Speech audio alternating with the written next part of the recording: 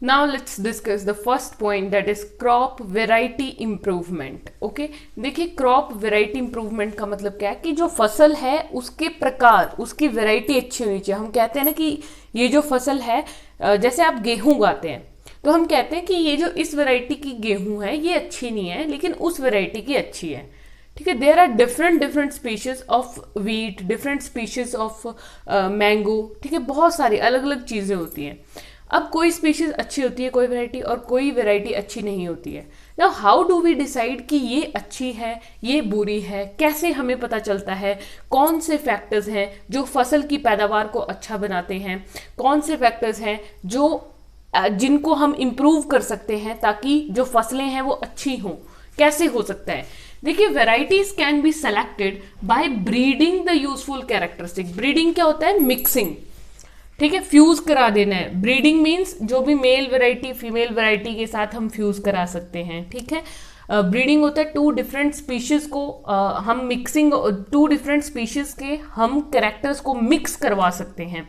कैसे करा सकते हैं ब्रीडिंग? दो तरीके से हैं, हाइब्रिडाइजेशन और जीन्स का introduction with the desired characteristic. ठीक है, सबसे पहले बात करते हैं that varieties can be selected by breeding useful characteristic. देखो, वेराइटी आजकल क्या आपने सुना होगा कि हाइब्रिड बीज खेतों में यूज करते हैं। हाइब्रिड का मतलब क्या होता है?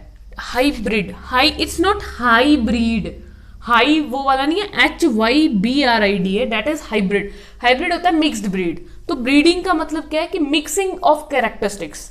ठीक है, किन्हीं भी दो कैरेक्टरिस्टिक्स की मिक्सिंग कर देना किसी डिफरेंट स्पीशीज के इंडिविजुअल से। ठीक है, सो क्या कैरेक्टरिस्टिक हो सकते हैं? मान लीजिए अगर कोई प्लांट है वो बहुत अच्छा है, मीन्स उसकी जो फसल है वो काफ़ी अच्छी है, टेस्टी फसल है, लेकिन प्रॉब्लम क्या है कि उसमें डिजीज रेजिस्टेंस नहीं है, वो खुद को बीमारियों से नहीं बचा सकता वो प्लांट। तो लेकिन कोई एक प्लांट ऐसा है जो बहुत स्ट्रांग है जिसमें डिजीज रेजिस्टेंस, तो हम उस प्लांट के कैरेक्टरिस्टिक दूसरे में डाल सकते हैं by using its genome. Genetic material हम यूज करेंगे और फिर ट्रांसफर ऑफ कैरेक्टरिस्टिक्स करेंगे। ठीक है, that is a very long process. ठीक है, कहने की बात है बट बहुत लॉन्ग साइंटिफिक प्रोसेस है ये एक। Response to fertilizers. ठीक है, ये हम बात कर रहे हैं कि क्या क्या कैरेक्टरिस्टिक है जो अच्छी वैरायटी बनाते हैं। तो डिजीज रेजिस्टेंस होनी चाहिए, बीमारियों से बचने की क्षमता होनी चाहिए प्लांट में। Next is response to fertilizers, कि जो फर्टिलाइजर अगर आप स्प्रे कर रहे हो ना तो उसके प्रति रिस्पॉन्स होना चाहिए।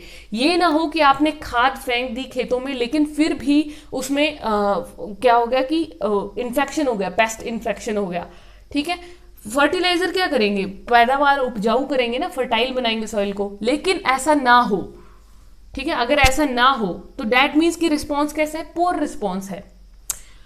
थर्ड पॉइंट आ जाएगा प्रोडक्ट क्वालिटी, कि एक अच्छी वैरायटी के फीचर क्या क्या होने चाहिए? प्रोडक्ट क्वालिटी गुड होनी चाहिए और हाई यील्ड होनी चाहिए, फसल की पैदावार बहुत अच्छी होनी चाहिए। ठीक है, ये कुछ अच्छी वैरायटीज के कैरेक्टरिस्टिक फीचर हैं। Okay, now these characteristic features can be achieved by two methods. इनको हम दो तरीकों से अचीव कर सकते हैं। First way is hybridization, second is introduction of the gene with the desired characteristic, कि जीन ही इंट्रोड्यूस कर दो सीधे। हाइब्रिड होता है मिक्सिंग ऑफ द कैरेक्टरिस्टिक, कि एक प्लांट में डिजीज रेजिस्टेंस बहुत अच्छी है मान लीजिए और दूसरे प्लांट में प्रोडक्ट की क्वालिटी बहुत अच्छी है, तो हम इन दोनों कैरेक्टरिस्टिक को, अलग अलग प्लांट्स के दो कैरेक्टरिस्टिक को फ्यूज करा सकते हैं और एक बेस्ट क्वालिटी का नया प्लांट तैयार कर सकते हैं।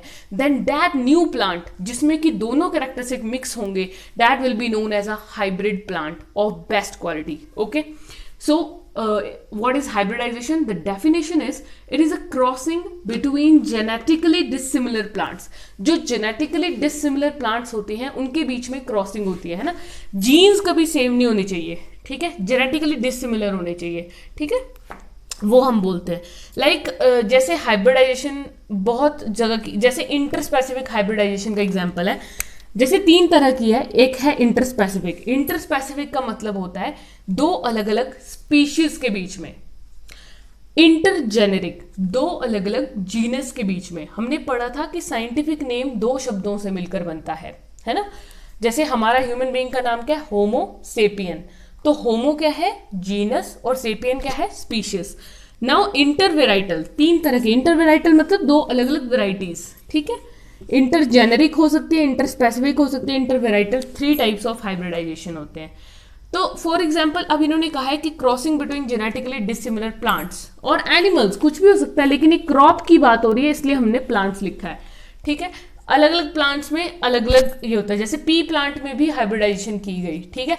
मान लीजिए जैसे टॉल पी प्लांट को जब ड्वार्फ पी प्लांट के साथ हम हाइब्रिड करते हैं तो एक हमारे पास टॉल पी प्लांट ग्रो करता है जो कि बेटर क्वालिटी का होता है, ठीक है। डोमिनेंट जो होगा वो खुद को ज्यादा एक्सप्रेस करता है, ठीक है। ये खैर बात की बात है, आप इतना याद रखिए, ओके। नाउ जब इंट्रोडक्शन करते हैं जीन की डिजायर्ड कैरेक्टरिस्टिक के साथ तो हमारे पास किस चीज की प्रोडक्शन होती है? जीएमओ। जीएमओ होता है जेनेटिकली मॉडिफाइड ऑर्गेनिजम्स, ओके। जब नया जीन हम किसी इंडिविजुअल में डालते हैं तो जेनेटिकली मॉडिफाइड ऑर्गेनिजम्स हमारे पास बनते हैं, okay. So in this way crop की यील्ड या क्रॉप की वैरायटी को हम सुधार कर सकते हैं इन 2 तरीकों से, ओके। नाउ देखिए क्या होता है कि और भी बहुत सारे फैक्टर्स हैं जिन पर क्रॉप यील्ड डिपेंड करती है, okay. There are so many factors like weather conditions कैसी हैं, सॉइल की क्वालिटी कैसी है, ठीक है। इन फैक्टर्स के अलावा मान लीजिए कोई जगह जहाँ पे फेवरेबल मौसम होता ही नहीं है, मौसम अच्छा होता ही नहीं है फसल के अकॉर्डिंग, तो कोई कुछ नहीं कर सकता है बिकॉज दैट्स नेचुरल। सॉइल की क्वालिटी ही अच्छी ना हो जिसमें प्लांट ही ना ग्रो कर सकते हो, तो इस तरह ये भी कुछ फैक्टर्स हैं जो कि क्रॉप यील्ड को अफेक्ट करते हैं। So there are many different factors that we will study कि जो कि अफेक्ट करेंगे क्रॉप के यील्ड को। Discuss factors for which variety improvement is done. कौन से ऐसे फैक्टर्स हैं जिनमें हमें वेराइटी इंप्रूव करने की जरूरत है, ठीक है, जिनमें हम ऐसा करते हैं वेराइटी इंप्रूवमेंट। तो एज वी हैव डिस्कस बहुत सारे फैक्टर्स होते हैं, जैसे कि कुछ हमने नाम अभी डिस्कस किए like disease resistance, quality of the product, okay. उसके अलावा बहुत सारे हैं like higher yield, improved quality, biotic and abiotic resistance, change in the maturity duration, wider adaptability, desirable agronomic characteristics, ठीक है। तो एक एक करके इन कैरेक्टरिस्टिक्स की बात करते हैं। मीन्स ये फैक्टर्स हैं जो किसी भी फसल को बेहतरीन बनाते हैं, ठीक है। These are the factors which can improve the variety of the crop। तो फर्स्ट फैक्टर हायर यील्ड। देखिए क्या होता है, हायर यील्ड का मतलब है कि अगर पैदावार ज्यादा करेंगे, ज्यादा बीज फेंकेंगे खेतों में तो ज्यादा फसल होगी। ज्यादा फसल की पैदावार होने का मतलब है प्रोडक्टिविटी ज्यादा होगी पर एकड़, ठीक है। Second is improved quality. देखिए ये जो इंप्रूव्ड क्वालिटी है, हर एक प्लांट के लिए न्यूट्रिएंट क्या होता है, अलग अलग होता है। हर एक प्लांट जो है उसमें अलग अलग न्यूट्रिएंट सबसे ज्यादा होता है, ओके। सो क्वालिटी जो है वो वेरी करती है। लाइक व्हीट है तो व्हीट की क्वालिटी डिपेंड करती है कि उसकी बेकिंग पावर कितनी है, कि व्हीट से चपाती कितनी अच्छी बनेगी, इससे हम व्हीट की क्वालिटी चेक करते हैं। अब पल्सेस हैं, पल्सेस या प्रोटीन्स, अब जैसे कौन सी पल्स है, कौन सी ऐसी दाल है जिसमें सबसे ज्यादा प्रोटीन होती है, तो ये चीज हम यहाँ पर देखते हैं, ठीक है। तो इस तरह से इंप्रूव कर सकते हैं हम लोग क्वालिटी को। Next point is biotic and abiotic resistance. कहने का मतलब है कि फसल ऐसी नहीं होनी चाहिए कि जरा सी बारिश हुई या थोड़ी सी फ्लड आई, थोड़ा सा होने पर भी फसल पूरी तबाह हो जाए, ऐसा नहीं होना चाहिए।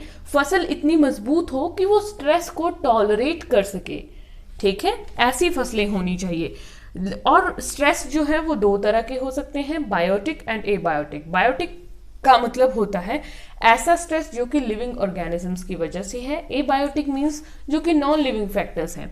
सो बायोटिक जैसे कोई बीमारी हो जाए, ठीक है, डिजीज किससे होगा, बैक्टीरिया, वायरसेस, माइक्रोब्स, इंसेक्ट्स, ठीक है, तो इंसेक्ट्स, ये सारे फैक्टर्स बायोटिक हैं।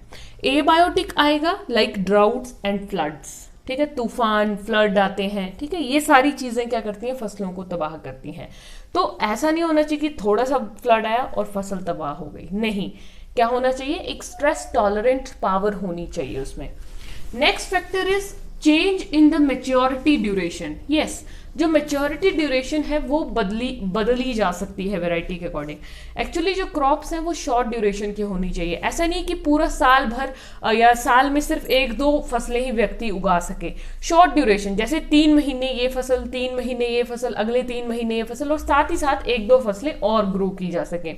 मीन साल में 4-5 फसलें अच्छे से ग्रो की जा सके, ऐसी शॉर्ट ड्यूरेशन की फसलें होनी चाहिए, ताकि अलग अलग वैरायटी हो। ऐसा ना हो कि एक ही चीज की पैदावार होती रहे, ठीक है, डिफरेंट वेराइटीज की पैदावार होनी चाहिए, सो दैट इकोनॉमी में डिमांड फुलफिल हो सके। तो इससे क्या होगा, अगर शॉर्ट ड्यूरेशन क्रॉप्स हैं, थोड़े टाइम के लिए उगाई, देन वो बिक जाएंगी, एंड देन इससे एक इकोनॉमिक बैलेंस मेंटेन रहेगा। Next is wider adaptability. देखिए वाइडर अडेप्टेबिलिटी क्या होती है कि ऐसा नहीं है कि कोई पर्टिकुलर क्रॉप सिर्फ एक ही जगह पर ग्रो करे, कि मान लीजिए अगर एक फसल है वो सिर्फ दिल्ली के इस डिस्ट्रिक्ट में ग्रो करेगी, ठीक है, या कोई भी है, ठीक है, समझ रहे मेरी बात, मीन्स दिल्ली की इस जगह पर ग्रो करेगी, पर्टिकुलर जगह पर, या कोई क्रॉप है वो हिमाचल के सिर्फ इसी डिस्ट्रिक्ट पर ग्रो करेगी, पंजाब के इसी जगह पर कोई क्रॉप है वो ग्रो करेगी, ऐसा नहीं होना चाहिए। कोई ऐसी क्रॉप है, अगर जो क्रॉप पंजाब में ग्रो कर रही है वो दिल्ली में भी ग्रो कर सकती है, ठीक है, ऐसी फसलें होनी चाहिए। Next is stability, wider adaptability है, stability under different environmental condition, कि राजस्थान, जयपुर जैसी इतनी गर्म इलाके में भी फसल ग्रो हो सके, और हिमाचल या उत्तराखंड जैसे ठंडे इलाके में भी फसल ग्रो कर सके, ऐसा होना चाहिए। Next is desirable agronomic characteristic. देखिए डिजायरेबल एग्रोनॉमिक कैरेक्टरिस्टिक का मतलब है कि कुछ प्लांट्स में सिर्फ टॉलनेस ही चाहिए होती है, जो फॉडर क्रॉप्स होती है ना, ठीक है, जो फॉडर क्रॉप्स होती हैं उनमें क्या होता है कि सिर्फ टॉलनेस का कैरेक्टरिस्टिक चाहिए। कुछ क्रॉप्स हैं जो ड्वार्फ ही होनी चाहिए, है ना। कहने का मतलब है कि साइज जो है, यहाँ पे लिखा है कि डिजायरेबल एग्रोनॉमिक कैरेक्टरिस्टिक्स, वैसे कैरेक्टरिस्टिक होने चाहिए जो हम चाहते हैं। कुछ क्रॉप्स लंबी हैं, जो लंबी सूट करेंगी वो लंबी होनी चाहिए, एंड स्मॉल साइज वाली जो है वो स्मॉल ही होनी चाहिए, ऑब्वियस सी बात है, ड्वार्फ, ठीक है। तो ड्वार्फ में जैसे सीरियल्स जो हम अनाज खाते हैं, वीट वगैरह जो भी ग्रो करते हैं, ठीक है, वो सारा इसमें आ जाएगा। So this was all about कि आप वैरायटी को कैसे इंप्रूव कर सकते हैं। अगर हम इन सभी कैरेक्टरिस्टिक्स पर ध्यान देंगे, इन सभी कैरेक्टरिस्टिक्स को हम लोग इंप्रूव करेंगे, तो automatically crop variety and crop yield में अफेक्ट पड़ेगा उसका, ठीक है, वो खुद ब खुद इंप्रूव हो जाएंगी। ओके